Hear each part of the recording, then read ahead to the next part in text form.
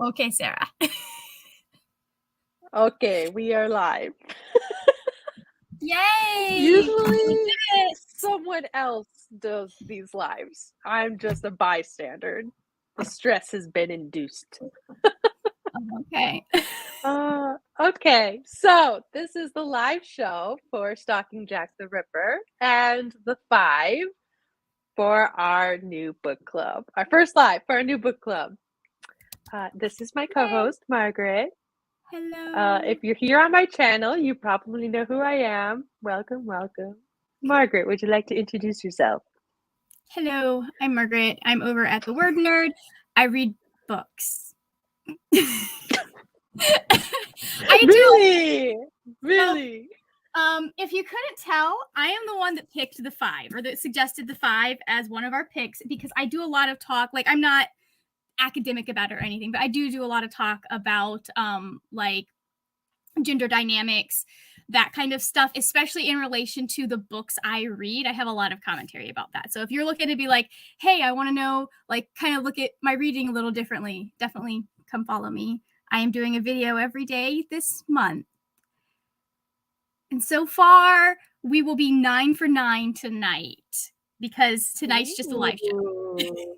Ooh. I've done successfully 12 in a row before because I do 12 Days of Margaret, but like 30 all in a row?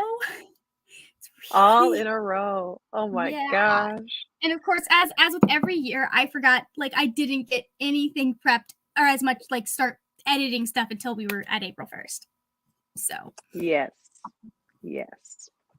Ooh, I cannot keep up with my algorithm to save my life. So yeah. I mean, I have never done a full 30, and I am concerned for what happens when I go back to posting twice a week. So I will probably like try and keep them a little bit, like kind of wean YouTube off me having videos there for a minute. So wean it. Mm-hmm.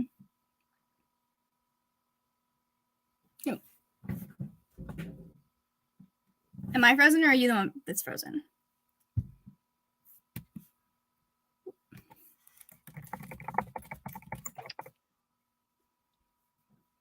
Am I back? I'll be back. Okay. Yes. Okay. I think that was me. I apologize. No, you're good. You're good. It's usually me. It's usually me. Where is our? I'm gonna go retweet our little. Our tweet. So yeah, I suppose we could do like our thoughts on the 2 books. Maybe non-spoilers first, and then do like spoilers if we want to. I mean, so, I don't know how there is to spoil on a nonfiction book, but True.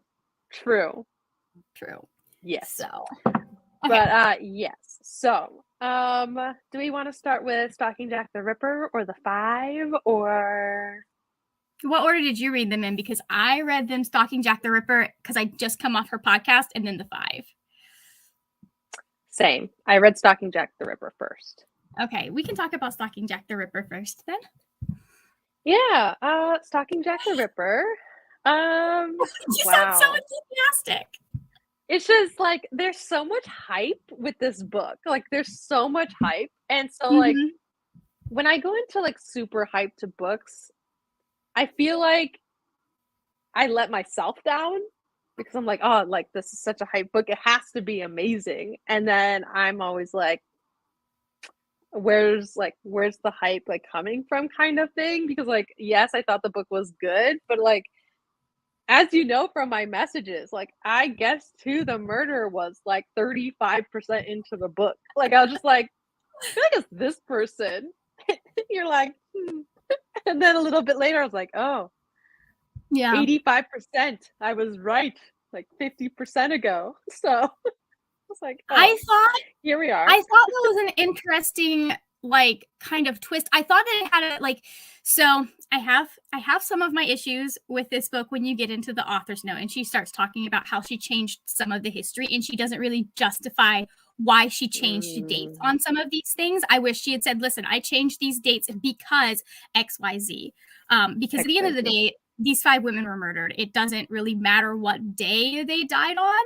But at the same time, if you're just going to change the history of things for no good reason and like not have like a compelling reason, I'm like, why are you doing that though? Because I felt that we could have had the same story with the dates spaced out the normal way, and we would have gotten more interaction between Audrey Rose and Thomas. Because while I didn't hate that relationship, I do wish we'd seen more of the development, because it felt like we were kind of skipping rocks in their relationship, like hitting certain points and not getting some of like the in-between parts. Like she'd tell you that the in-between parts had happened, but I would have liked to like actually see a couple more of those. But like on page more instead of like, oh yes, this happened. A little, like, especially when it's like, when did this happen? Like it's like when it's your main romance, that's not something that you can just like. There are definitely things that you can summarize, but when it's the development of your main romance, you can't. I ended up giving it 3 stars, partly because I felt like it needed a little bit more development in some of the plot lines, partly because of the history thing, and I'm just like, I'm mad.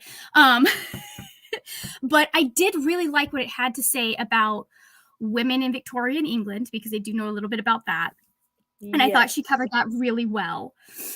See, that's something I'm not too, like, I guess, educated on, but I know you are.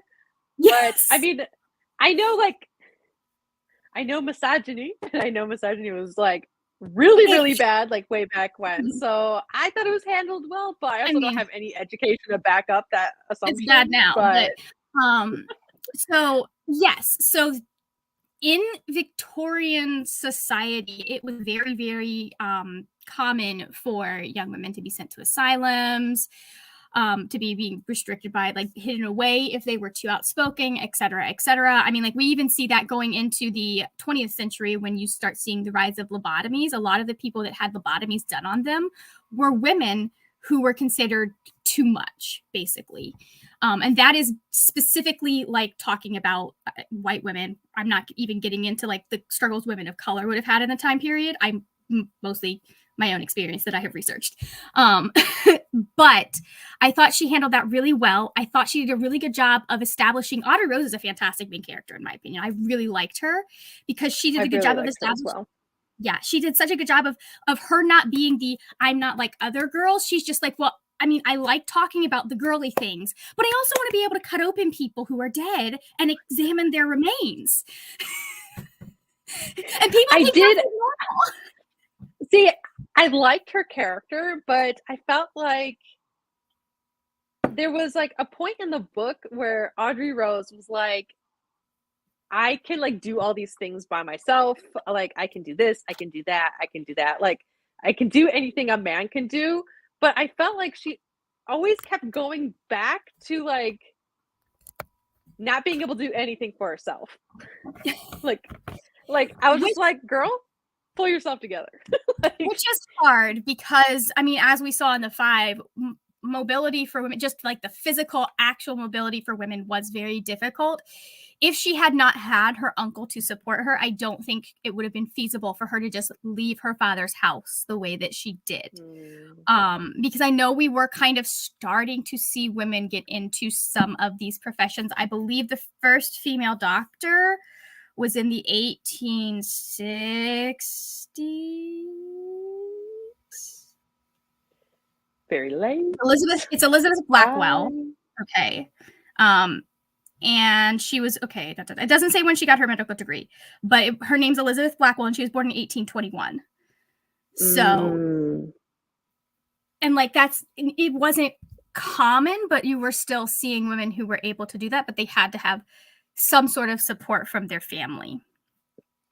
Yes, I did like how like we get a lot of history in the 5 of the 5, and I liked that Audrey Rose, like in the 5, it talks about a lot of relationships that the women had with like brothers and fathers, and a lot of the mothers were like gone, like for whatever reason. Usually, like a lot of times it was because they kept having children, and like human female bodies like can't handle having like well, it wasn't just 12 kids and like You'll the see people who time and like the do that today. sicknesses, and you're Yeah, just like, you'll see that with people who do that today, but they have a lot more, I feel, support from family, and it's a yeah, lot yeah, more normal yeah. for mom not to have to go right back to work.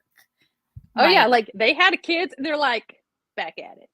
Like and these women didn't have that to some extent. I mean, you saw with one of them that she went to help her daughter after her daughter had given birth. And like, so a lot of the time, the people, like, it's always like your family that comes in to help with that. And these women are cut off from their moms, you know, their aunts, all of these things because so many of them died young. I think they said, what was it? One of the women, one of the five, like she died at like 42. No, her mom died at 42. It was Catherine, I they're think. just so young. Yeah, Catherine's mom died at 42, and she commented that that was like a pretty normal, like average Yes. age for women. So Like it was just very young for women. But yeah, like Audrey, like a lot of these women in this time period, because the death, like the age of like death, like just the average was so low. Like these women at some point just didn't have like a female figure in their lives. mhm, And I felt like that was a really good point that yeah, was in Stalking Jack the Ripper.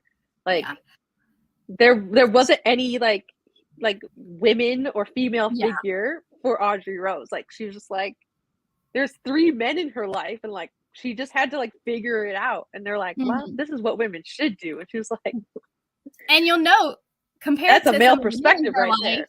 yeah, compared to some of the men in her life, she was not fixated on her mother's death like in a like obsessive sense.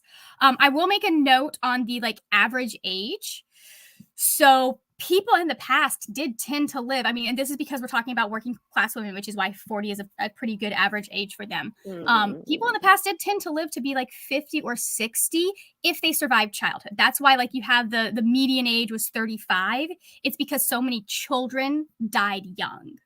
Like that was so normal, Yes. especially Just the like sicknesses, among, especially within yeah. So not like the great parts of town. children Yeah. surviving to their first year was impressive in a lot of time Even periods, to and like so that, 5 years. Like, yeah, I like mean, yes, and that pulls down the average age, or average life expectancy, which is why we have that 35-year figure. But most people were not like dying at 35. That wasn't normal. that wasn't normal. Yeah. But Yeah. yeah, I did like, we kind of see her having to push against all of these forces in her life that are telling her what she can do, and she's like, but I'm capable of doing all of this other stuff. Why do I have to be stuck to what you think I should do? Like Excuse I don't me. want to just like sit in the tea parlor and, Yes, you sew don't. things. Like Yeah, I have a scalpel. But I also liked how realistic it was when she's like, I like my uncle let me cut open this corpse. And she was like, yeah. oh, the smell. Like, oh, like this is gross. I like it, but it's gross. And it was like, okay, okay. And that's something that's kind of normal when you have people who are dealing with dead bodies. They do have to get Especially when they like, desensitized. yeah, especially when like they're first starting out. And I was just like, I'm really glad that she wasn't just like, oh yeah, I cut open this corpse and like away we went. So I was just like, okay. Yeah, yeah. She Like really did keep I would the want to, but Yeah, she really did keep gross. that human element forward, and I liked the fact that both Stalking, even though, like, I having listened to the podcast right before I read Stalking Jack the Ripper, I did notice, like, that she did have some of, like, inaccuracies, like, especially because she thought they were 5 Mm, prostitutes, all of that good stuff. But I did like that, like, Audrey Rose's main obsession was saving more women. She was upset that these women were dying. It wasn't necessarily, I want to catch Jack the Ripper. Like it was, he didn't have that kind of mythology then. I really yes. like that both books focused on these are the victims of this murderer and they deserved better. So How do you feel about the uncle? Because I feel like he's a pretty like almost like he's a side character, almost on the verge of being one of the main characters. Like he's kind of like at this like weird like mhm. in between stage, and I feel like he has just like because he's the most supportive of Audrey Rose, I feel like he has like a little bit more depth to his character Mhm. We get more time with him. than We do, and I really liked, like, the impact his character had on Audrey Rose's Mhm. character, and I was wondering how you felt about it. I thought that he was a pretty like it was funny because I knew from the beginning, even though I could tell that they were obviously setting him up to be Jack the Ripper. I was like, this is a red herring. I liked him as a character. I thought that he had like it was really interesting how she walked this line of him still being a Victorian man with Victorian ideas for the most part, but also being supportive of his niece, who he sees all of this talent in. Um, I think he actually was kind of coded as some sort of neurodivergent, considering Mm. how like focused he was on his work. So that was an interesting thing to kind of Yeah, sit there because he had tunnel vision. tunnel vision. A lot of the time, you will see people who are kind of the mad scientists, kind of that kind of thing. He had that kind of vibe. And you'll see people coded as either autistic or ADHD, even though they don't say that. It's just that our understanding of ADHD and autism is so much more advanced now than it was Mm. then. Yeah. I also really liked the fact, so like people think he's weird. They think it's odd that he is cutting open dead bodies. And that may be part of why he has so much social isolation because people Mm. really thought it was weird if you were cutting people open. It was still kind of taboo back then. And I mean, then it's kind of weird, but yeah, it's like people get really weird when we start messing with dead people and like, honey, they're dead. like It's really interesting. I they don't know if you don't follow care. yeah, I don't know if you follow Ask a Mortician, but she's like, we've very much removed ourselves from death. I'm not saying that we should all be cutting people open, but like it used to be the family preparing the body and all of that stuff. Like it's really interesting that she likes to talk about how like we get so scared of death, but that's because we don't see it, we don't have experience with it. And that used to But be a even normal like thing. in today's age, like talking about death sometimes is still like Weird. almost taboo. Like depending on like who you're Mhm. talking to, like where you live, like Yeah. death is just like for the amount of people who are terrified of death for obvious reasons, because who isn't fucking terrified of death? Like, we don't talk about it. It's just Yeah. like, Yeah. And I understand that it can be a weird and scary subject. I've just accepted that I have no control over what happens after I die. So that's yeah. what is going to happen. Whatever is there is there. I think I'm Whether more it's scared of how I'm going to die versus yeah, that after is death. I would rather not go out screaming in pain. Yeah, It was yeah, yeah. really Same. it was really funny. I was thinking the other day about like the general state of the world and the fact that I'm at a higher risk for COVID and like complications with COVID. And I was like, oh man, it would be so awkward to have to deal with my mother if I die. And then I was like, wait, I'll be dead. I don't have to. You don't have to. That's when that specific job of yours ends. Mm-hmm. Anyways, I Just really did like finished. going back to the uncle, I really did like that we also covered the state of Victorian asylums with him and the abuses that we saw. Yes. Because Yes. Like ours are from like not how they're not put great. in, what happens, and like Mhm. the after effects. Like we saw Yeah. like each stage, which I thought was really important that she added Mhm. to the book itself. Like I Yeah. really I'm like like I feel like mhm. enjoyed is the wrong word, but I really It enjoyed was that well she done. added that aspect. Yeah. Yeah. Yeah. Well, like they added in the fact that there's abuse from staff, the drugging of his food, which is very common. That's very common even now, because we just don't have the resources and the understanding to deal with people who are neurodivergent, or who have mental illnesses. And we don't like we want to cure them versus helping manage symptoms. I see that a lot. I work at a therapist's office, for those that don't know. I see that a lot with people who will come in with their kids, like call in and they'll talk to me. Like, I think my kid has ADHD, which is, you know what, highly likely considering how many kids have ADHD and are not diagnosed. So many. Or my favorite one is when they're like, I think my child has oppositional defiant disorder, which is an actual disorder. Like it's a thing. But a lot of the time when they'll start describing to me what's going on, I'll be like, it just sounds like your child is a person with their own opinions. And maybe what you really need to do is look up gentle parenting. Yeah. I'm reading another book right now, and like the amount of times where I'm like, there's nothing wrong with you. You're human. Mhm. Like, Yeah. Yeah. there's nothing Oh, wrong with you. Those are human emotions. And mhm. like the I, world that you are living in is telling you that those emotions are wrong. But everyone, whether or not they talk about it or not, are feeling those emotions because we're all human. So like Yeah, Oh, yeah. the amount of Like, times when they're just like, it's like yeah. like kids will be kids is like Yeah. it's saying Yeah, for and a people will reason. be so embarrassed. People will be Like so embarrassed to we've have to come in and talk about mental health. yeah, So, yeah. like, I had one guy, and he is very, I mean, he started, let's just preface this by starting out. I mentioned how nice it was and the sun was shining as we were starting our conversation when he called. And his immediate thing was like, oh, yeah, I just came out from a Bible study and they were talking about Revelation and how the sun will be darkened. And I was like, oh, this is going to be an interesting conversation. But he called in because he feels he has a sex addiction, which is a thing churches made up. That's not an actual, like, diagnosis. Like they made, and then he's describing to me what he's going through, which is a little bit awkward, but he didn't get graphic, thankfully. And I'm just like, this sounds like a normal The relation human to body. and It does maybe that sometimes. Like maybe some a people. little bit of anxiety if you're having trouble sleeping before you masturbate. So like we might have a little, but the rest of it, I think we just need to get a healthier relationship. And maybe you need to find a different church.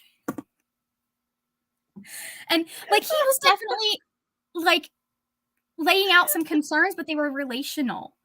They were all stuff about his own self-worth. It wasn't necessarily his relationship to sex that was the issue from what, and I'm not diagnosing, but like from what I was listening to and what I was hearing. And like I'm not a clinician, so I can't be like, so you do know that that's something that was made up by people who just don't like people having sex, right? Well, so many times, like people in fields where they are like allowed to tell someone whether or not their actions or feelings are legitimate or right or wrong Mhm. are the ones that get the say and like how the rest of society views Mm. it. So it's like, And that's why the Victorian era was the way it was, because the Victorian era is so, I don't know if you know this, but the Victorian era was so repressed and I don't want to say backwards, but like just very, very strict, because the era before, the Georgian era, Victoria's uncle was very, very what people considered immoral. It was very loose. It was very fast. Like just like people were going all over the place, having sex with all kinds of people. Like it was really messy. Like that stuff was all out in the open. And her family, who I believe they were like from more of a German stock, they decided they were coming and they were making things much more proper. And that's why we have Queen Victoria as like the wife and mother and like this very virginal, pure figure. Like there was, all of that was propaganda. And so that bled into, suddenly they go, well, we can't have anything that is similar to the Georgian era because people hated it so much and there was just so much debauchery. So we're going to swing completely in the other direction. And we are going to create a society that will hold European nations and other things in a chokehold for years. Like that's 90% of our like kind of purity culture stuff stems from that overcorrect from a very like, because like I mean the man was definitely not being a good king, but like they were equating all of the weird sexual stuff that was, or the not the weird, but like the overabundance in their mind of sexual stuff that was happening, and like all of that, like they were equating that with, we need to fix that as well. Like that's a problem too. And it's just like, I mean, is it let people do what they want to do? You do what you want to do. Do what you want to do. And in the 5, I feel like she brings in like the sex, the child having, bearing, making. Like she Yes. talked about how like whole families and like generations and even sometimes fucking strangers all lived in like the same like one room. One And like room. people would be having sex with like their entire family around them. Around them, sometimes in the bed with them. So it's like they, which I find odd. But if you have sex outside, you're automatically stamped a prostitute. Yeah, So like it's like, yes. And it's not like you can and get it on while the kids are at school if you're lucky enough to have kids that go to school, because your husband's it's working whether the or not, entire time. whether or not they even can go to school. So it's Yeah. like, oh boy, yeah. So I thought that was interesting. Like when I was listening to the 5, like, one thing I didn't necessarily like about the 5 was that at times I felt like I was learning more about the world that Mhm. the 5 lived in more than the 5 themselves. And, like, though it The was thing. really, really useful to learn about the world they lived in because, like, Mhm. that's why they are, like, viewed the way they are and Mhm. why what happened to them basically happened to them. But, like, there's so little known about the 5 Mhm. that her alternative was to also build on educating us on the world they lived in because part of the 5 Mhm. were the world they lived in. Like, that was part of their identity because, Yeah. like, we know nothing They were about shaped them. by the world they lived in. She honestly, she had to do that because she doesn't talk as much in this about ripperology and like the armchair detectives that will sit there and talk about stalking Jack the Ripper. And they don't really go into the history and the facts and what things actually meant in the time. So she had to go in knowing her audience is going to know very little about Victorian society, what Victorian women's lives were like, especially in the lower classes, because we don't focus on that. And No. so what she had to do is she had to sit down and from these like basically zero say, okay, this is like she had to build the world for us so she could then say, okay, and these are the pieces that we know. This is how they fit in. You know, because like we wouldn't know that, like, it would be very hard to sell the fact that 3, possibly 4 of the women weren't even active prostitutes. Like, 3 of them were not at any point in their life. And then Elizabeth was like, it highly likely that she was not an active like actively soliciting at the time of her death. She had to sit down and go, okay, but this is the Victorian attitude towards women on the street. She had to build the fact that like homeless women and prostitutes were basically seen as the same thing. The fact that If you police were would just, out after dark and yes, you're alone, you're a prostitute. unescorted, not Like, in a carriage. you could be a fucking virgin and you'd be a prostitute. Like, Yeah, and she goes into the fact that the young woman was like a dressmaker. She had to go out to get something one night, and she was arrested on charges of prostitution. Because literally any woman they took off the streets at that point in time would have been like, not any woman, but like any lower class woman that was taken off the streets. They were they just, the police just put prostitute there because they could, because that's what they thought of them.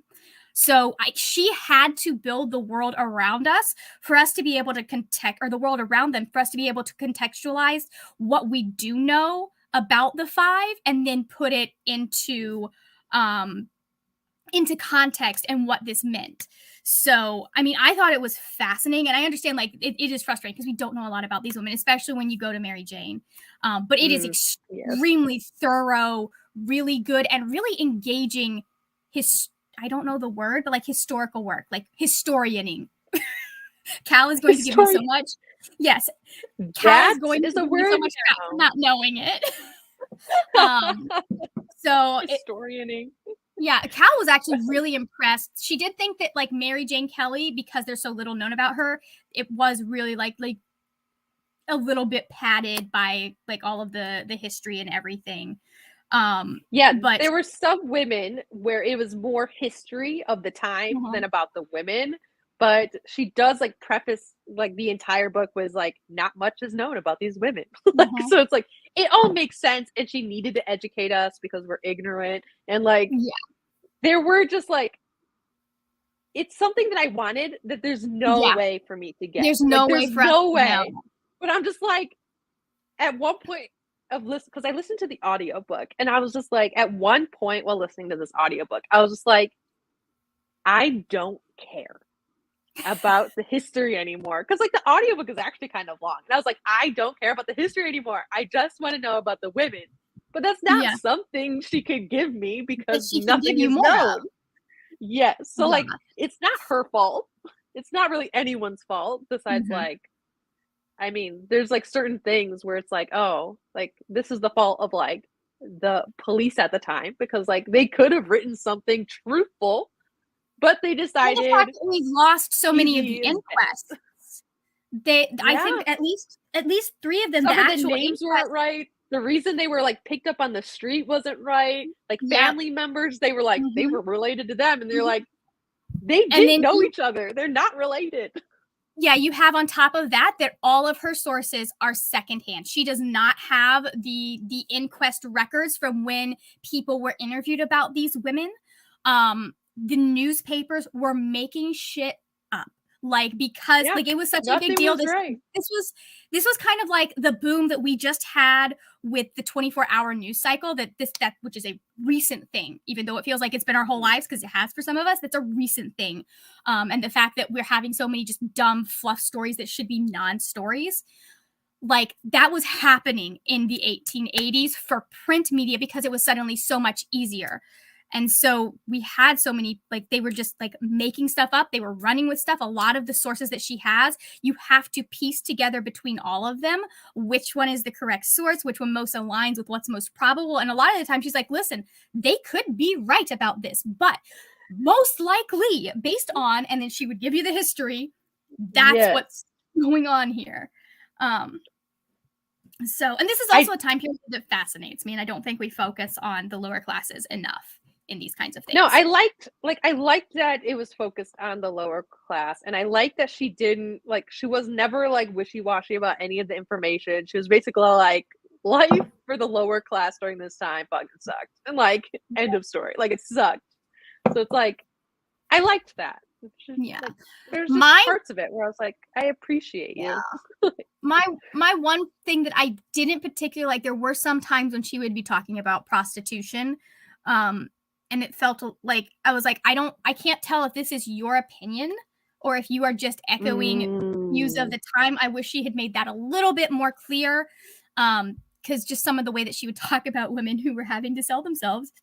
And for the most part, she had a really like progressive stance on it, saying like, listen, this was, if they did not want to starve and end up on the streets, this was a lot of women's only option. So, like, who was it? Catherine, like, she didn't even, like, that was not her, like, she didn't even have a choice, honestly. No, in the fact. she didn't have a choice at all. Sorry, Elizabeth. Elizabeth didn't have a choice because someone else got her pregnant, like, possibly against her will, possibly not.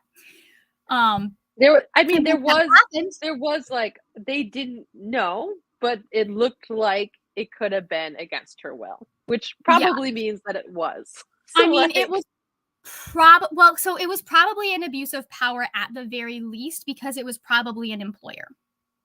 It's kind of what she is taking from that. But, and like, when you when it's not, I mean, you see that even in today's like time, like, so even when it's not the woman's fault, like, she was still deemed a prostitute. Yeah. Even knowing something not great happened to her against her will. Regardless so it's like, of whether or not she had any consent in the issue, regardless of whether or not it was a committed relationship, obviously he left her. So any of that stuff. If you read, and definite trigger warning in this book for rape and sexual assault, but if you read The Girl with the Pearl Earring, she's a domestic servant in whatever time period that is. They did a very similar thing where when girls got to an age, they would go out and work for another family. And she has one of the painter that she's working for's patrons assaults her. And that's one of those, like, it's just, it's a very hard, it's not terribly graphic, but it's a very hard scene to read because you know what's going to happen. And like, she's a 14 or 15-year-old girl. She doesn't have a choice in this. Yeah. You know? Ugh. So, yeah, it's a good very old Victorian era, I tell you. Yeah, and this, I mean, like, it wasn't just eras, this has been a thing throughout history. It's always been like this. So the probability of it being an abuse of power or being against her will, very, very high. You know, even if it was consensual, whoever it was obviously promising her things he wasn't planning on delivering on. So yes. So it's just it's frustrating that anyone's life has been like this. So I know that you were saying that you didn't necessarily, or not necessarily, you definitely didn't like how Carrie Maniscalco changed the dates. She changed the dates. There wasn't really any reason to change the dates. And honestly, there I wouldn't have anything known unless if she hadn't have put it in the author's note. Yeah. Because But, like, I don't pay attention to dates. I'm like, whatever. I just want to know the events. Like, the dates don't matter. Give me the time period. The dates don't matter. the dates don't usually matter for me when I'm reading. But so, Yeah. like, she took dates, but then she changed them. But she also gave or used the information that she had or researched herself about the 5 women and then used them as characters in her book, obviously. But I felt like she didn't really go into the women that were murdered very much because, I mean, it's Audrey Rose's story, like, it's her Yeah. story, but I And felt she wouldn't like have had she much could've experience with those women at all. yeah, I feel like she could've gone in a little bit more or added even, like, just little details about the women that were murdered because, like, what we get in Stalking Jack the Ripper is who is Jack, and here's Audrey How do I stop Rose, him? and here is a body on a slab. And, like, that's all we get about the women that were murdered, which is, like, even in, like, crime TV shows, like, you get more of, You like, the get more. victim. Like, I felt like we got nothing about the victim in this or victims in this book. It was just like, "Here's a body." And I was like Yeah. I felt like for, like, I don't know, even, like, impact purposes, she could have added a little bit more because as a reader, I didn't care one bit about the women that were being murdered. Like, not at all. I was just like because in Oh, the yeah. book, she's like, "A body was found. Oh, here's a body. We're gonna cut this body open. This is how this body became dead. On to the next body." It's just like we didn't get anything, and I feel like that bothered me a little bit. Like, it would have been so easy just to add just, like, little things. Yes. Just, like, anything, really. I don't know how much information she would have had because this was published in 2019, and I know Stalking Jack the Ripper was published before. And a lot of the information that she's gonna have, like that Maniscalco probably had access to, was primarily about Jack the Ripper. So I don't that may have been a failing on her part. I will say I do that's a good point because like these women, some of their family members were still alive. You know, Catherine had a sister that was sick and had to be like that talked about her. You know, the husbands of some of these women, the children of some of these women were still alive and could have been brought into the story. I don't know how much we could have like added about the women, but I would have liked to see her explore Victorian society for the lower classes a little bit more and have Audrey Rose interact with 'Cause that. that I mean, that was a big thing. That was a big part of, like, the of 5. of And, the like, 5 and why. that information would have been readily available to her. And, like, we know that the papers deemed all 5 of these women as prostitutes, As but we prostitutes. also knew that, like, they probably maybe weren't because we all knew that the papers were just, you know, publishing whatever. So it's like Yes. But that is kind of so that's a very niche understanding. Most people who are putting out any sort of information about Jack the Ripper, even in Hallie Rubenholz's own field, who are historians, because in the podcast she does interview, and I highly recommend if you like podcasts to listen to that because she goes into some of the harassment she's received since publishing this book, and goes into some of the people who actually are also academics doing this. But like she interviews a woman that primarily focuses on Jack the Ripper. Like it's horrible what happened to these women, but but she's still kind of peddling the narrative that they're prostitutes. So from what I understand from what Hallie Rubenhold has put out, like this understanding or this idea that not all of them, like Mary Jane was the only one who was probably a prostitute at the time or soliciting at the time, is a very like, it's not a common one. And it's not what's going to be readily available. You saw how much work and information she had to put together to be able to say with confidence this. And so I don't know what Kyrie Maniscalco's sources were, but they were probably not any sources that would have been like, you know, not all of these women were prostitutes, because you saw even in some of the cases of women who their family members were like, they were not selling sex. People were still like, yeah, but he kills prostitutes, so she must have been a prostitute. So yeah. I mean, you make a really good point. But like even if her like understanding was that they were all prostitutes, she still added nothing about the victims. Yeah. And I understand She went to as some far extent. as Jack the Ripper kills prostitutes. And like that's Yeah. as far she goes into the victims. They're And that prostitutes. may have been as much as she was able to get. I think they're really like, for when Stalking Jack the Ripper was published, which was 2016, the fact that Audrey Rose's main focus is on keeping more women from being killed is really, really progressive for this kind of media. It is. That's sad, but it's really, really like the fact that that's her focus. I think we end up knowing, and probably because she felt like maybe she had a little bit more freedom to work with whatever the other girl's name was, but like whoever was almost engaged to her uncle.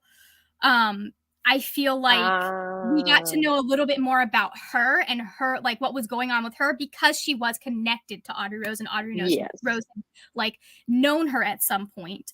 I believe Carrie does go into, like, it is suspected that she may have, like, no one's sure, but she may have been one of his first victims, like an attempt at so like she wasn't made up, but I think because she was not an official victim, she felt like she maybe had a little bit more like leeway, that kind of thing. Actually, you know what? I don't remember if she made her up or not. Which, again, if she made her up, she may have felt like that she had a little bit more room. Because you have, on the one hand, she doesn't have a lot of information about these women, and also, on the other hand, like feeling like she's exploiting these women possibly. So, like, that's an interesting dichotomy you got to work with. Yeah, it is. It is a very interesting. Which, again, they're dead. Like, way long dead. Their families are gone. There's really no one to truly exploit. But that is true. That is very true. So shall we get into spoilers? Yeah, let me add.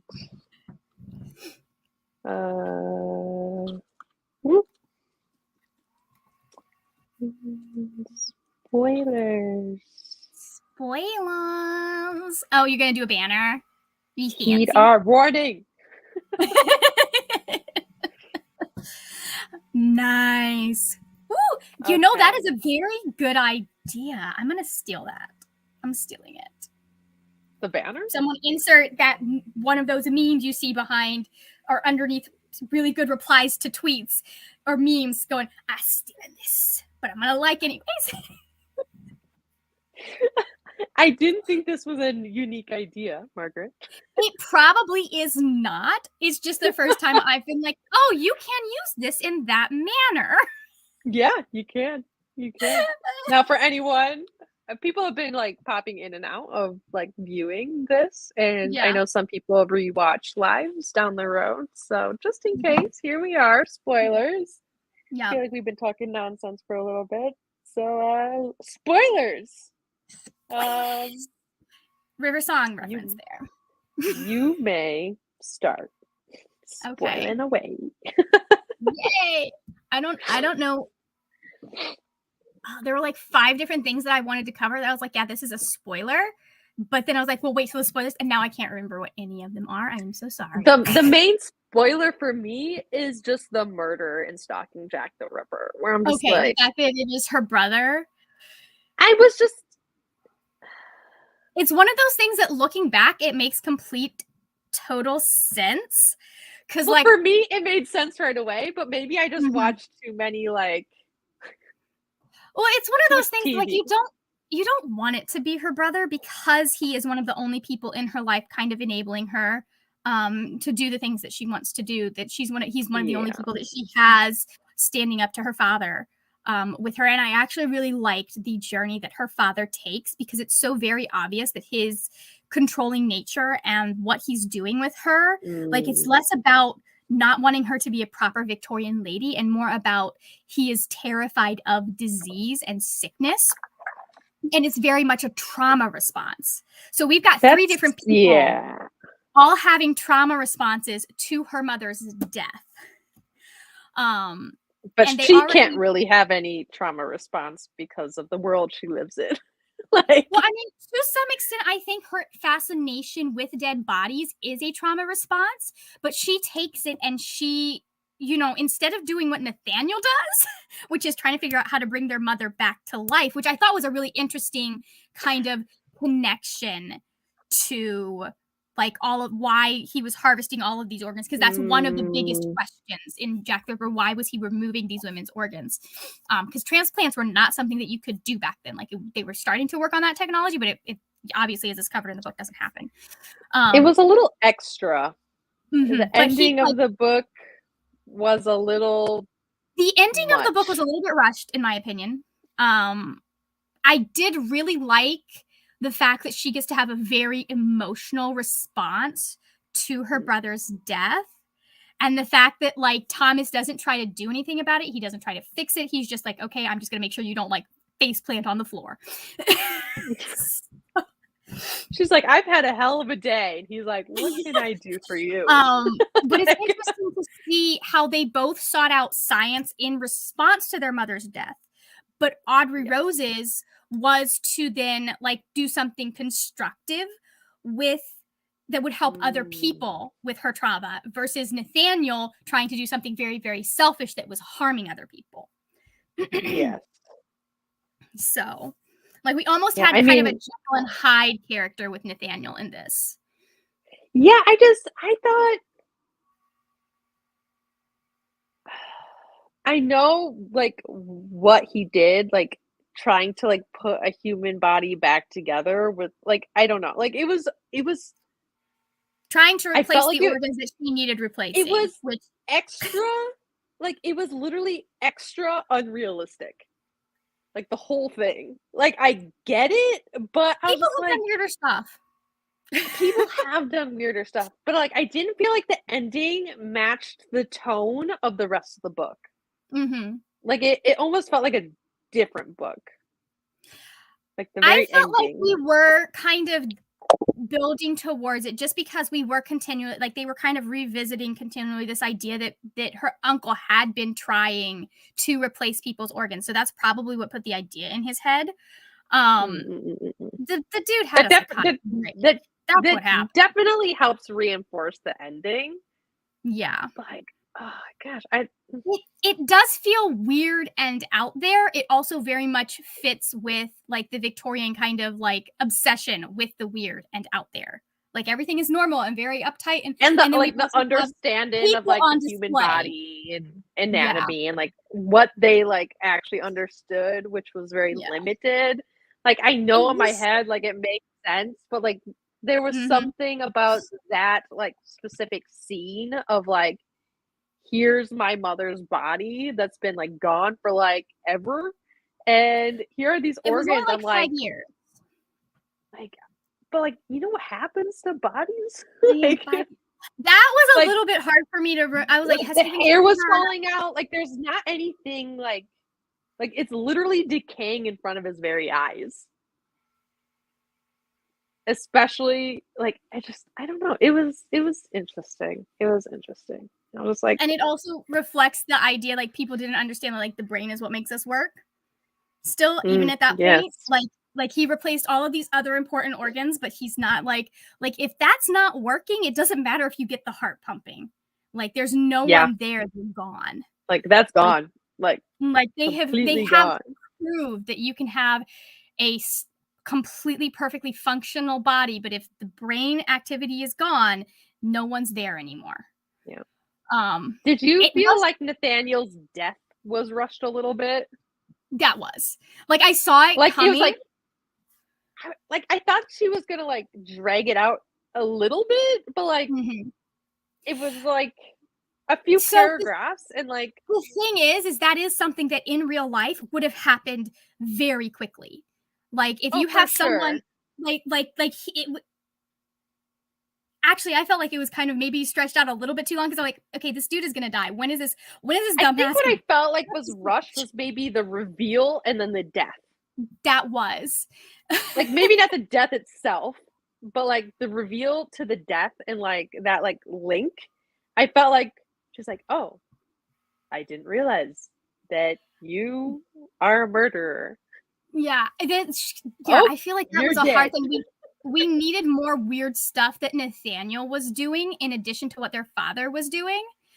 Like, I wish that we'd had like he obviously was a very worried brother throughout this entire thing.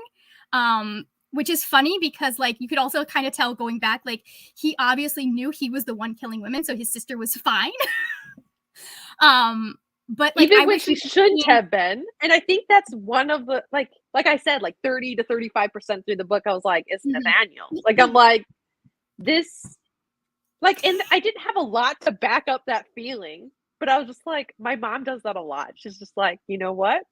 Oh, We are I'm 5 minutes into this episode. The murderer and is this so is and so. exactly how it's going to happen. That is me because I like being right.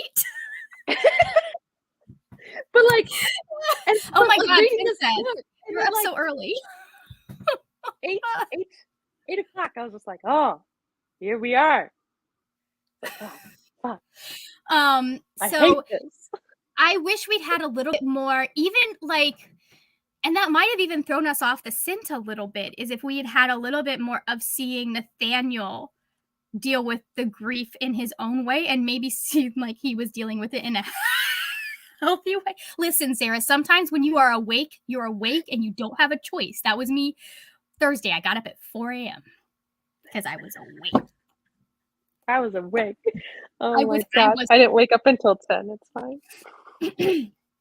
so, anyways, but yeah, that was one of those things that it was interesting to see because she's very clearly pulling from actual literature at the time. She was definitely pulling from Frankenstein. There was definitely like Dickens stuff that I was seeing in there. Like you could see her Oh using yes, some of the those vibes were, tropes. especially with that like end scene with Nathaniel. I was like, Oh yeah. this is Yeah. very Frankenstein to me, like Mhm. whatever's happening here. But like the way that like she like I don't know. Like I said, I think it's just like the reveal to the death. I was just Yeah. What we need more. like it made the impact of the death not so great because like through the book she wants you to like Nathaniel and you do because he's a really great brother. Yes. But like the rush of the reveal to the death made me not care. Like I was like, oh, poor Audrey Rose. Like I didn't care about Nathaniel. like, so, like I felt like it was counterproductive. My favorite part of that entire moment was Thomas like rushing in, like, I have the police behind me. And I'm like, oh, sir, you are bluffing. Like, you know he's bluffing. I'm like, oh, thank There God was someone something figured about this out before Thomas's she did. character where I was like, Thomas is I, also I, very clearly trauma response when it comes to intimate relationships, and he needs to not say the things that he's saying, but he also, like, I understand why he learned those responses, and I like there's a growth arc that I can see if boy learns his stuff and stops saying dumb stuff. I could like him. like boy, Yeah, that should just not have just come out of your mouth. Like shut your no, mouth. it's You're being an idiot.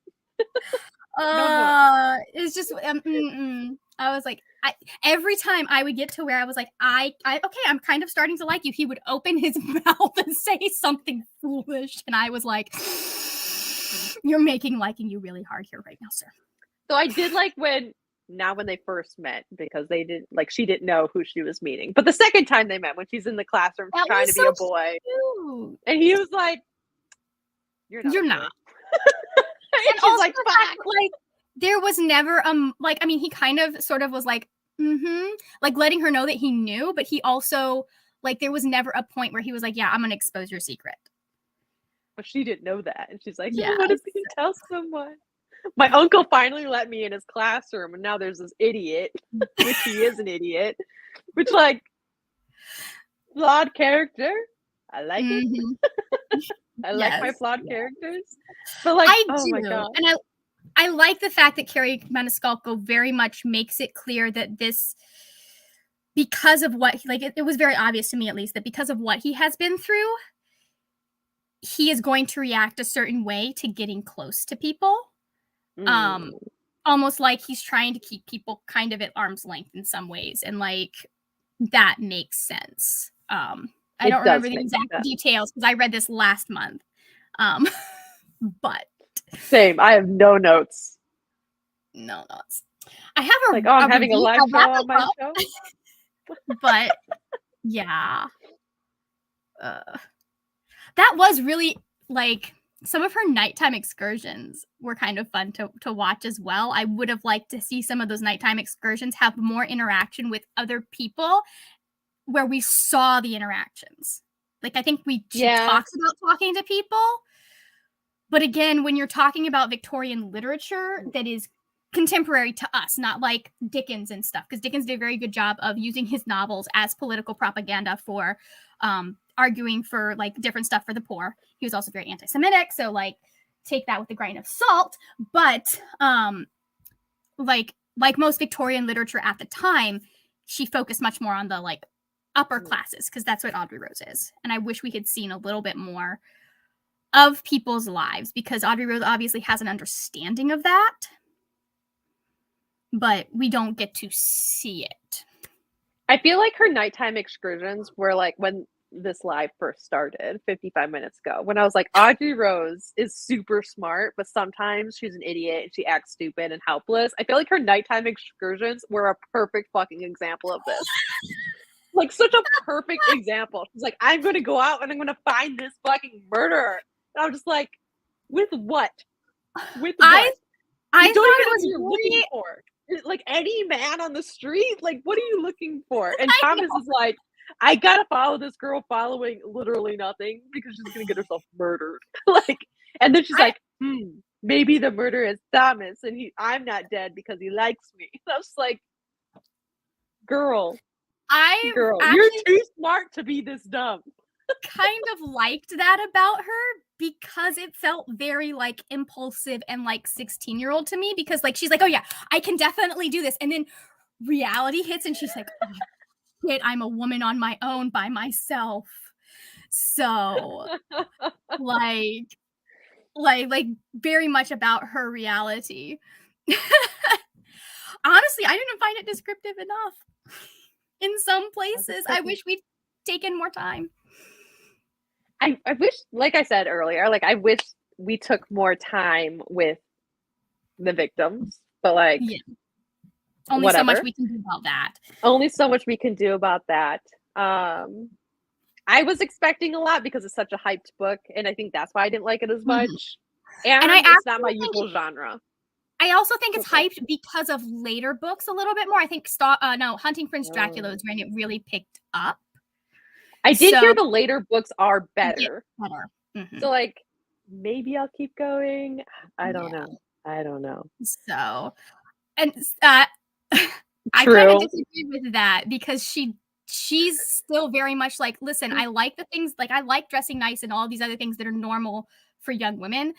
I also like corpses. And they would think I'm really weird if I told them I liked corpses. Like it was I like corpses. Like that. Yes. Get that tattooed. Get the tattooed on you, Margaret. I like corpses. But I don't. Like, oh my god, walking down those stairs into the basement, I'm like, how did you not know this was here the entire time? I didn't know, like yeah. the whole walking down the stairs thing. Okay, but that is part of the reveal where I'm just like, it's getting colder. It's getting colder. It's dark. I should not be doing this. I'm like, yeah, you should not be doing this at all, especially alone. Like, yeah, the fact that she was going down there by herself, I was like, you really have no knowledge of how most women who get killed. You know what, princess? You're not wrong. For those that are just listening to this, you're telling me she needed a whole 2 pages to explain her walking down the stairs? You are right, she didn't. We needed more of that later on in the scene. Or more of that earlier in the book. In the book, yeah, especially with Thomas. Yeah. So you cannot do a like Victorian era thing with a young woman who is going against Victorian like norms for young women without having some not like other girls type stuff, because most girls were just, they had that just like conditioned out of them. And so anyone who was trying to buck the norms back then was very much considered like an outlier. They were considered crazy, all of that stuff. But I did like that she also the conditioning.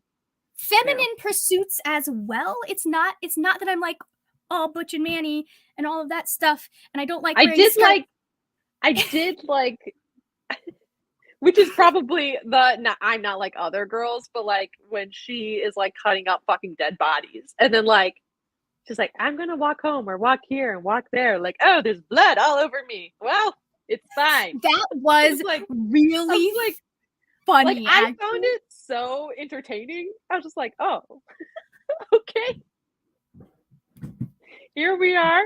And she's like, well, don't worry, I brought a change of clothes. It's fine. I was like, okay. And like her driver half the time is just like, which is a reality, honestly. Like why do I have to put up with this? Having Maze, like that was a really nice detail. Having Maze that would be like, I am out of here because there was too much blood, because what her uncle was having to do was so much in secret.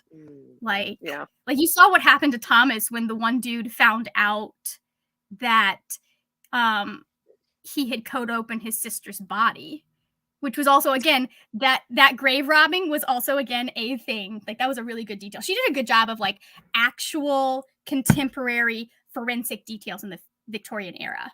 That was really cool. Yeah. Did you ever think Thomas was Jack the Ripper? Not like, for a single second, because I knew he was the muffin person. It seemed way too easy, because like even before I knew anything about this book, like, because I don't read my synopsis for this book, so I feel like there's one video out here from like 2 months ago where I'm like, is this a romance? I don't know. Like, is someone in love with Jack the Ripper?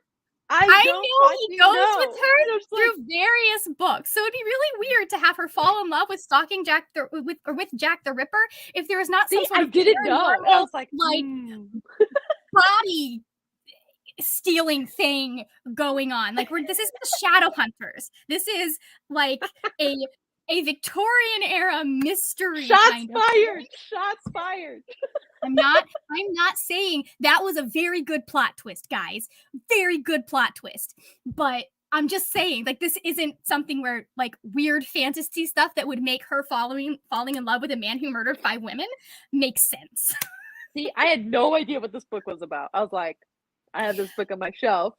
Margaret, I need a book to pair with this. And you're like, okay, here we go. And I was like, well, here is the book pick. It might be a romance. It might not be. It might be Jack the Ripper falling in love. I do not know.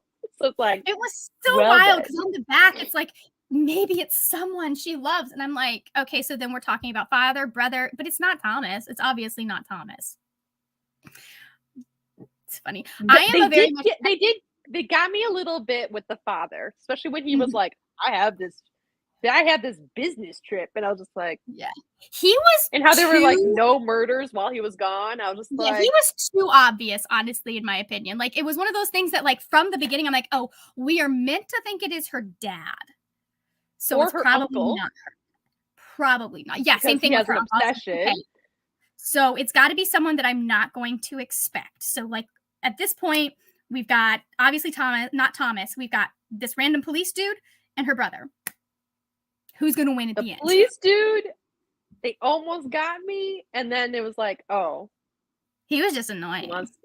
He just wants to bang her. That's all that was. So it was like, oh, okay. Well, I don't know that he even cared about banging her. I think he just wanted the prestige that being married to her would have given him. Which makes sense. That's how marriages were figured out in the upper classes at that point. So, like, he didn't have to worry. Neither of them had to worry about, like, basic things like, can I afford my rent and get food? And, oh, I have this random child and my husband has died, so I have to go find someone else to protect us. Anyways. Oh my gosh, like living in a freaking jungle. Yes. Princess, me too. Description and classics. I don't do well with overly descriptive books. Yeah. Like you have to like the person's writing style. You Like, really do. I'm not a big, like, overly descriptive, like, I'm more of a plot and character driven reader than, like, a Mhm. descriptive reader. Like, I don't care what the tree looked like. Like, I like kinda like when I was That is reading, like, a direct Crazy dig at Rich, Tolkien. but I'm not wrong. Okay, but, like, when I was reading Crazy Rich Asians, and when they spent 4, like, 4 pages talking about one room and like one whole page about like what the curtains look like. I was just like, I am done with this book. Okay. I still read it. But it translated really well to movie form because Yes, like but because like so much of it was on visual. on page, I was like, I literally can't do this right now. Like I Mhm. cannot do this. So like I get not being able to read overly descriptive works. That's why I I like vibe The with that. Expanse so much because, like, one of the things that sci-fi does is you will get so much about the setting and the technology, and it will not be, like, grounded in any sort of character motivation or plot stuff, and they do such a good job of making the descriptions secondary to plot and character. Yes. Like it's still descriptive, but a lot more of it is like describing how the characters feel about what's around them and using that to reveal setting. Yeah, with classics, you have to like the person's writing style to be able to deal with them. Like, the Princess hated the princess, you are stairs making points. You are making points. 2 pages on a because staircase, too much. yeah, I felt like they were like, "We are gonna make this mysterious and, like, no one's gonna know what's at the bottom." Like, we all know what's at the bottom We at all this know it's at the point. Like, bottom. let's move Like, on. We like give me her emotions and how she's feeling, and maybe her like thinking that this is possibly a bad idea at any like, yeah, point. Like any point. that could have been a paragraph unless there were important details on that staircase, which there were not. Are there I was engravings on the staircase? I Like, was no. listening via audio, so I really didn't like that helps with some of those places. And I don't obviously since I like Tolkien and that kind of thing, I don't mind description when it is done very, very well. Like you have to give me more It has to reason be to need done to pay attention. impeccably for me to Yeah, be able you to need to handle give a me really more reason descriptive work. to be paying attention to what's going on than just, "Hey, I thought of this while I was writing this book." It's like, "Okay, sir, you invented an entire language. I can give you that."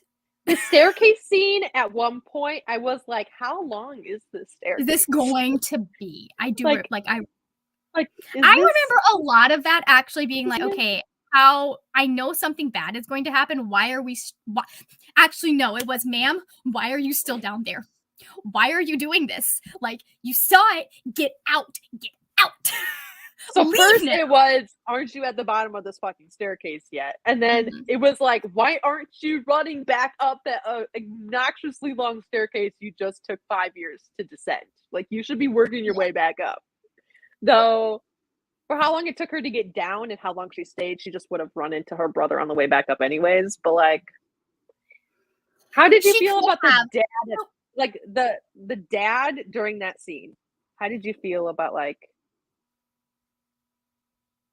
he I don't feel like his reaction was impactful enough for how impactful the scene was supposed to be. Yeah, He was I just like, think "Son, what happened?" It's like, he murdered people." Like, I really yeah, you're right because I don't remember him being all that like I understand not seeing much of his reaction after her brother dies because she's caught up in what's going on for her, yeah, and she's yeah, also yeah. terrified at this point, but I don't remember much about dad's reaction. Yeah, because But there, I do really, understand. wasn't much.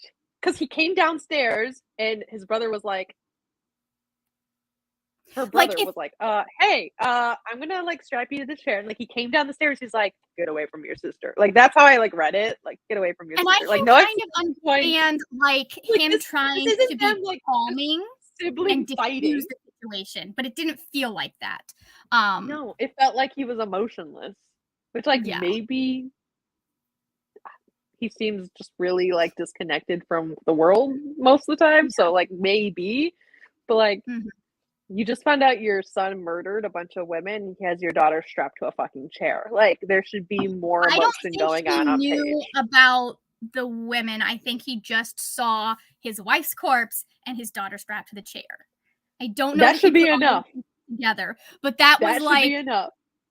and like, I don't know. I don't know if she was trying to go for the, like, he's trying to talk him down because he's standing next to his sister with a knife. Or was it the electricity thing? I don't I remember. think it was But the like, he's trying to electricity talk thingy. him down, but like, that definitely would have been something to be more obvious if that was what he was doing. Because yeah, I don't remember Dad's reaction at all. Because it was non-existent. It was on page, but non-existent. And I was like, So use a page and a half from the staircase description and put that page and a half like, into here's Dad's. the thing. As soon as she sees her mom's body, it makes sense that she would stay in the room. But we take way too long for her to get from the stairs to her mother's body. You know what I mean? And then I think if I remember correctly, she sees the body, and then she talks about the room more. It's like, oh, there's jars in here full of body parts. And I'm just like, how you moved on from your mom the quite ending quickly. was one of the things I thought was very weak about this book, but that, like, it didn't ruin the rest of the book for me, at least, and I'm interested in seeing, like, how it goes, because I don't feel like we see this enough in fiction, or at least maybe I just don't see it enough in my life, but I did like the fact that her dad realized he had screwed up and was trying to make amends for that at the end, being like, listen. You don't see parents trying to make amends very much, especially in, like, this genre, age group, all of it. Like, you just don't see it. I don't think that was a common thing among, like, specifically the millennial generation and previous generations. No, I think we see it a little bit more with millennial parents and Gen X parents, but, like, yeah. Yeah. The dad. No, I don't know. I thought throughout most of the book, the dad was one of the weakest characters. He made sense to me, and it made sense to me why Audrey Rose was spending so little time with him. So I could forgive the fact that we didn't get a lot of her dad, except my dad didn't used to be this way. So we get more of a romanticized version of her dad in the past, and then also like what she's dealing with in the present. So I understand why he wasn't, like, much of a character in this book, because I don't think we needed him to be much of a character in this book, because it's more about her and her relationship with her uncle and her relationship with Thomas and Nathaniel and trying to stop this murderer. So yeah, true. So is there anything else, either the 5 or Stalking Jack the Ripper, or the link between the two? I mean, I'm glad that we picked this book instead of what my original choice was going to be, because it was going to be like women in science or something in the Victorian era. That's what I was looking for. And then I found Hallie Rubenhold's podcast, which, again, very, very good. So I really liked that we kind of picked that, because this gives you a picture of some of Victorian society that we don't, like, you very rarely are seeing modern media with, you know, yes. And I would try out I'm sorry, I just got distracted with my ADHD. Princess is saying I have the next book because I heard they get better. I would try out the audiobook, because the audiobook was pretty decent. There was one voice. I hear the later books get better as well. So we can all be hopeful. Yeah, it was funny because I'm reading this and I kept expecting her to go into the harassment that she was getting from ripperologists, because, like, they are mad about her. I can't believe that's like a thing. Yes, no, I mean, they are. She literally goes through and debunks all of their pet theories about who Jack the Ripper is, and she's like, "We know nothing about this man. He's not important except that he murdered people. Why aren't we focusing on the women?" But I liked that this was a book that focused more on the lives of the lower classes, because I don't think, like, very few people are like, yeah, I want to see about, like, lower class people in Victorian England. I only want to see, like, the fancy. I want to see, like, 6 different versions of Victoria. You know, if it's lower classes, it's because they're pirates or something, or they're in the military.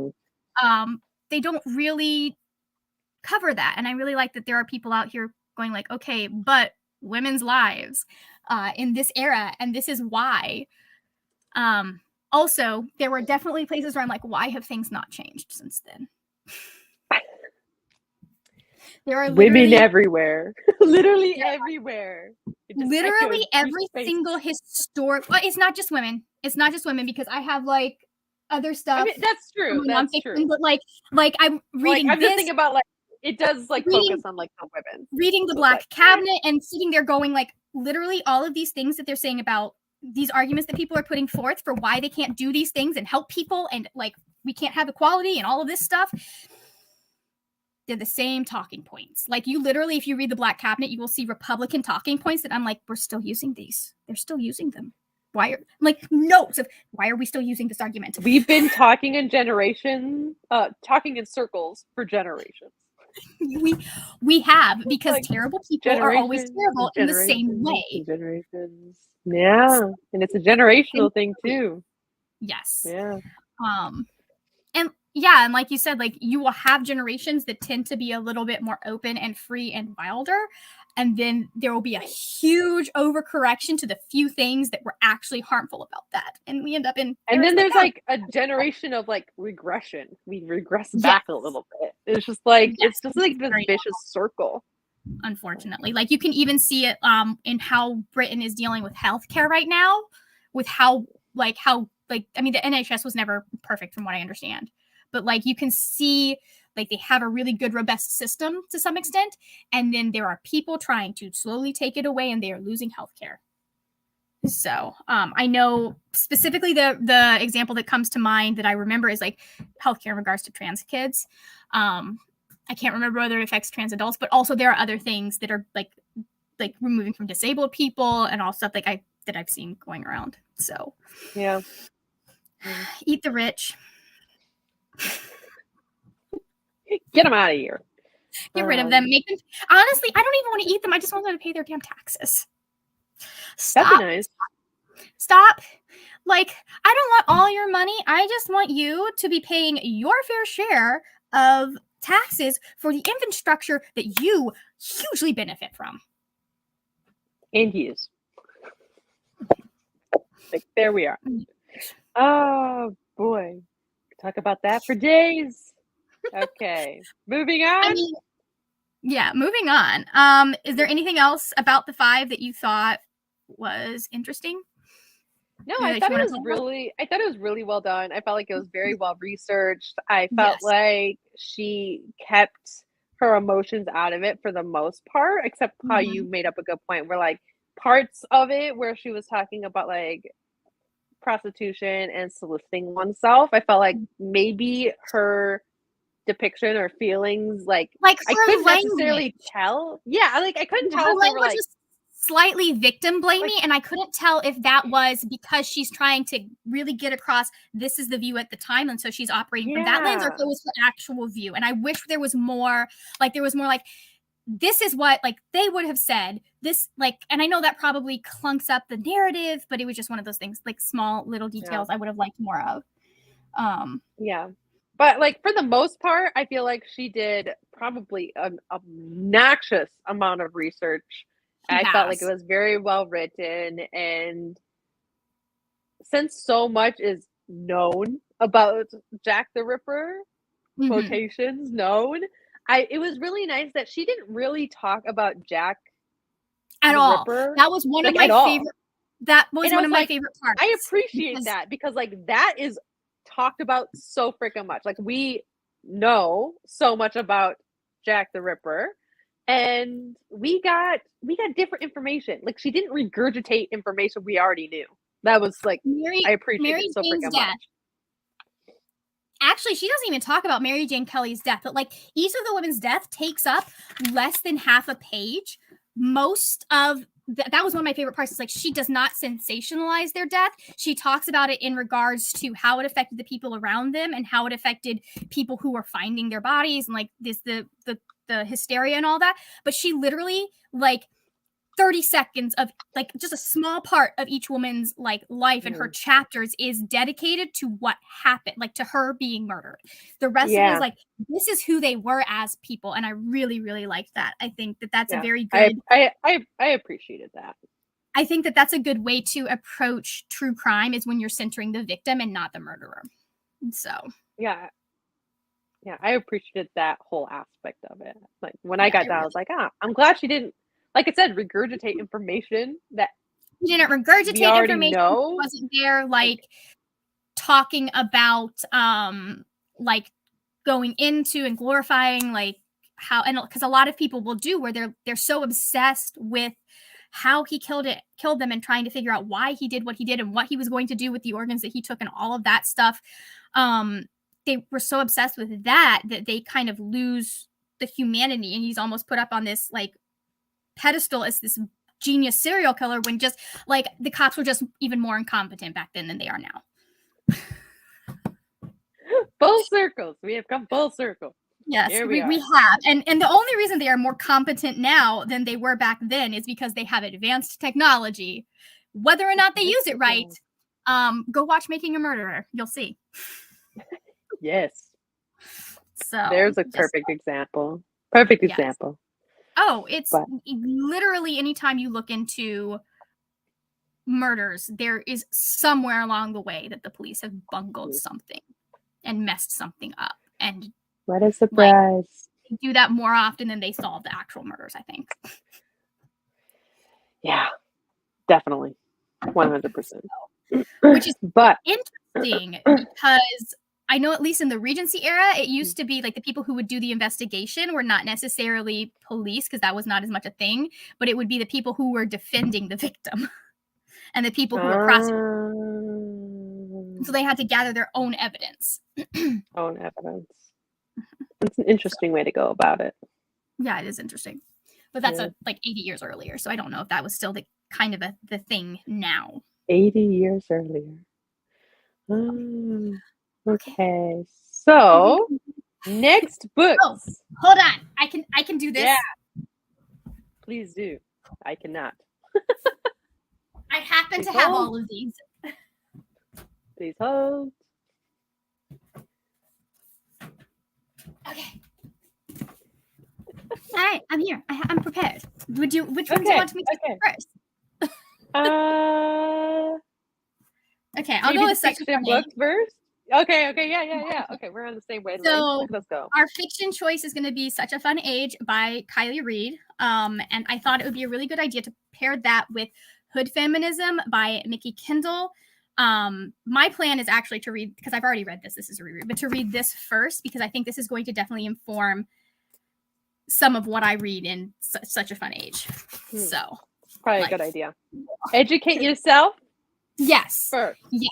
Like there's a lot that I think will go over people's heads if they have not done at least a basic, like don't have a basic understanding of intersectional feminism and misogynoir.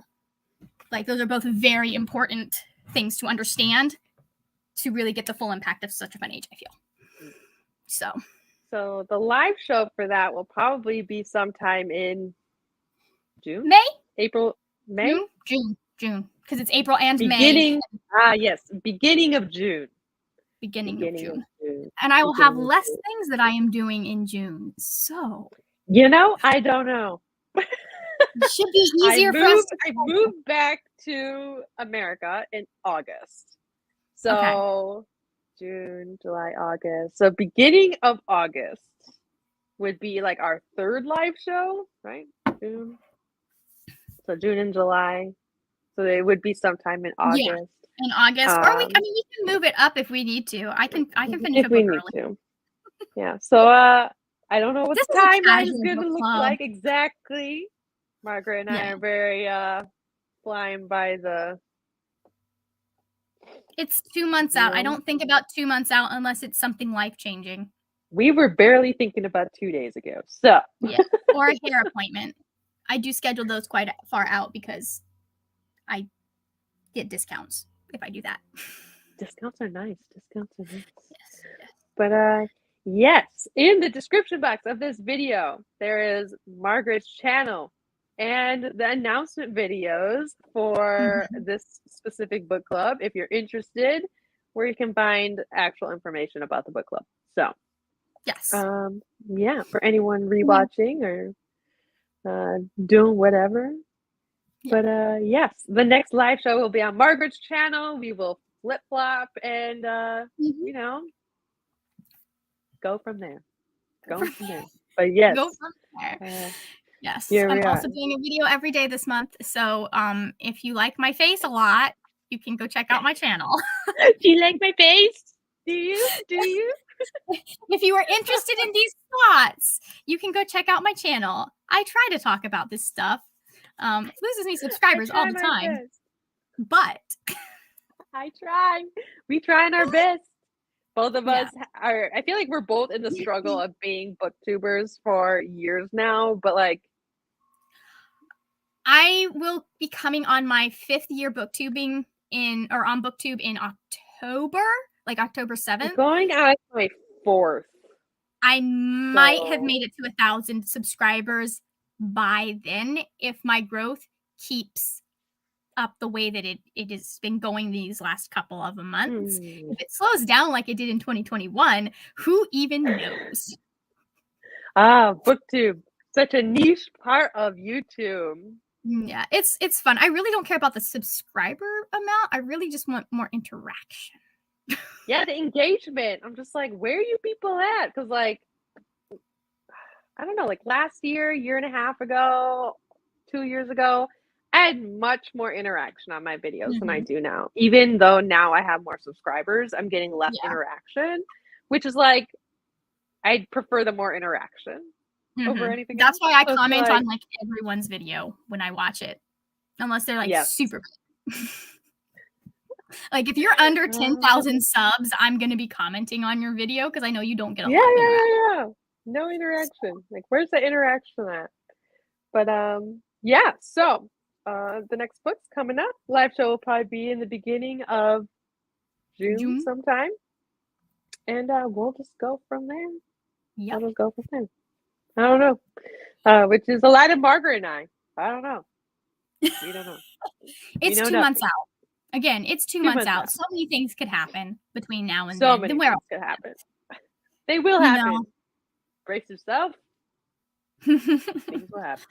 know, the entire Mm. US electrical grid could go down by then. Who knows? It's 50 years out of date, guys. The good news is I don't live in Texas. I'm in Japan. Good luck. Though Japan is like stepping back in time, like Yeah. 10 years at least. Like, who knows? Who knows? Who knows? Like, Oh, June infrastructure will be here. June will also be like the start of hurricane season for me. So Same. Well, it's typhoon season. typhoon season. Hmm. I don't Well, know the difference. June is rainy season, and Yeah. then July is like typhoon season. Hmm. Didn't realize they were different seasons, but Oh, they are. well, I mean, because like we Here have, we I are. mean, Florida is always rainy season, but like there is definitely a period where it's more likely that you will get, like we don't have hurricanes happen outside of the window that we have, basically. Hmm. So yeah, we'll be from here until November 2nd. Will be fun. Not from here, from like I think it starts like June 2nd and goes to November 2nd. Right now. Good luck to both of us in the month of June and July and August. Just Well, pray for shit. me all summer and autumn here in Florida. Thoughts and Oh, prayers this boy. way. We're gonna do fine. It's okay. We'll be okay. It's fine. This house has survived multiple storms. It'll be fine. Not in my lifetime, but it's been here for like 100 years. I know the purple paint doesn't Okay. make it seem like that, but my house has been here for over 100 years. So Your room, I tell you. Every time I see it, I'm like, oh. Here she we likes are. purple. My mom likes purple. I don't mean to be a purple person. It's just my favorite color, and I have no chill about it, apparently. So everything I get is purple, I and then feel I like get people who love purple, that is how they feel about purple. yeah, it feels like it's so hard to find things You that are you can't just love purple. You have to be obsessed with the color purple. and Like that's that's the what thing. purple lovers I'm not every even time. obsessed with it anymore. I'm just like, oh yeah, I can get this in like black or I can get it in purple. I'm gonna get the purple one. And then I end up with entire outfits that are just purple. And I'm like, oh God, Thor is right to roast me. Yeah, sounds about right. But I could literally okay, touch like 3 things. hour and a half. So All here we right, are I'm ready to go. for people that watched and for viewers who are going to watch. Thank you. Margaret's information is down in the description box. So there we are. But okay. All I right. never know how to say goodbye. So You just say goodbye. okay, goodbye. I'm going to end the broadcast now. Meow. Oh shit, I have to push the button again. You have to push it Now. again.